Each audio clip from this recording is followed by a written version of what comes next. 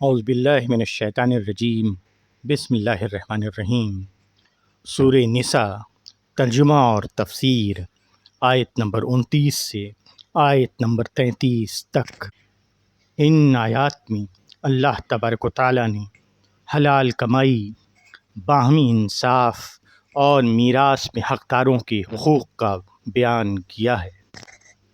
یا ایھا الذین آمنوا لا تاکلوا اموالکم بینکم بالباطل الا ان تکون تجارۃ عن تراض منکم ولا تقتلوا انفسکم ان اللہ کان بکم رحیما ومن یفعل ذلک عدوانا وظلما فسوف نصلیہ نارا وکان ذلک علی اللہ یسیرا ان تجتنبوا کبائر ما تنہون عنہ نکفر عنکم سیئاتکم وندخلکم مدخلا کریما ولا تتمنوا ما فضل اللہ بہ بعضکم علی بعض للرجال نصیب مما اکتسبوا وللنساء نصیب مما اکتسبن واسألوا اللہ من فضلہ ان اللہ کان بکل شیء علیما وَلِكُلٍّ جَعَلْنَا مَوَالِيَ مِمَّا تَرَكَ الْوَالِدَانِ وَالْأَقْرَبُونَ وَالَّذِينَ عَقَدَتْ أَيْمَانُكُمْ فَآتُوهُمْ نَصِيبَهُمْ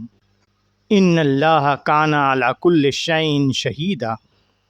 سورہ نساء کے ان آیات کا ترجمہ ہے: اے ایمان والوں، آپس میں ایک دوسرے کا مال ناحق طور پر نہ کھاؤ مگر یہ کہ تجارت ہو آپس کی خوشی سے، اور خون نہ کرو آپس میں، بے شک اللہ تمہارے اوپر بڑا مہربان ہے۔ اور جو شخص سرکشی اور ظلم سے ایسا کرے گا اس کو ہم ضرور آگ میں ڈالیں گے، اور یہ اللہ کے لیے آسان ہے۔ اگر تم ان بڑے گناہوں سے بچتے رہے جن سے تمہیں منع کیا گیا ہے تو ہم تمہاری چھوٹی برائیوں کو معاف کر دیں گے اور تم کو عزت کی جگہ داخل کریں گے۔ اور تم ایسی چیز کی تمنا نہ کرو جس میں اللہ نے تم میں سے ایک کو دوسرے پر بڑائی دی ہے۔ مردوں کے لیے حصہ ہے اپنی کمائی کا اور عورتوں کے لیے حصہ ہے اپنی کمائی کا، اور اللہ سے اس کا فضل مانگو، بے شک اللہ ہر چیز کا علم رکھتا ہے۔ اور ہم نے والدین اور قرابت مندوں کے چھوڑے ہوئے میں سے ہر ایک کے لیے وارث ٹھہرا دیے ہیں، اور جن سے تم نے عہد باندھ رکھا ہو تو ان کو ان کا حصہ دے دو، بے شک اللہ کے روبرو ہے ہر چیز۔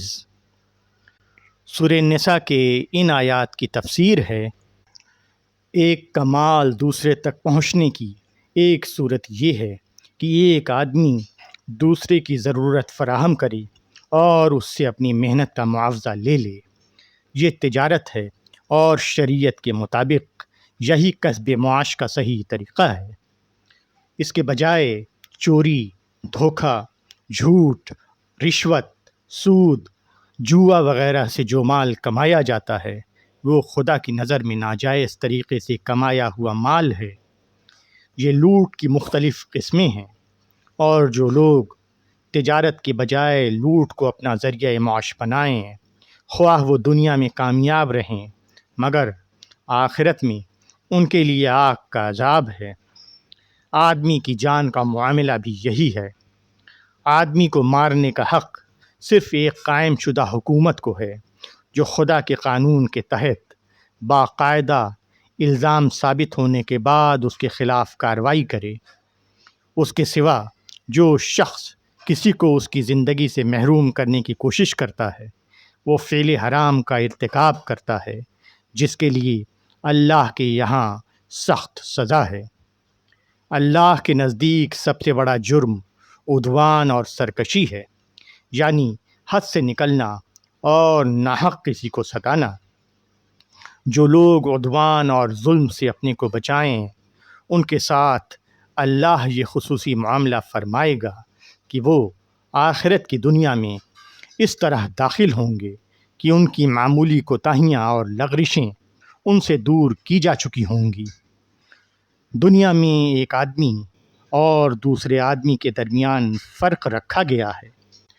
کسی کو جسمانی اور ذہنی قوتوں میں کم حصہ ملا ہے اور کسی کو زیادہ۔ کوئی اچھے حالات میں پیدا ہوتا ہے اور کوئی برے حالات میں۔ کسی کے پاس بڑے بڑے ذرائع ہیں اور کسی کے پاس معمولی ذرائع۔ آدمی جب کسی دوسرے کو اپنے سے بڑھا ہوا دیکھتا ہے تو اس کے اندر فوراً اس کے خلاف جلن پیدا ہو جاتی ہے۔ اس سے اجتماعی زندگی میں حسد، عداوت اور باہمی کشمکش پیدا ہوتی ہے۔ مگر ان چیزوں کے اعتبار سے اپنی یا دوسرے کو تولنا نادانی ہے۔ یہ سب دنیاوی اہمیت کی چیزیں ہیں۔ یہ دنیا میں ملی ہیں اور دنیا میں ہی رہ جانے والی ہیں۔ اصل اہمیت آخرت کی کامیابی کی ہے اور آخرت کی کامیابی میں ان چیزوں کا کچھ بھی دخل نہیں۔ آخرت کی کامیابی کا انحصار اس عمل پر ہے جو آدمی ارادہ اختیار سے اللہ کے لیے کرتا ہے۔ اس لیے بہترین عقل مندی یہ ہے کہ آدمی حسد سے اپنے آپ کو بچائے اور اللہ سے توفیق کی دعا کرتے ہوئے اپنے آپ کو آخرت کے لیے عمل کرنے میں لگا دے۔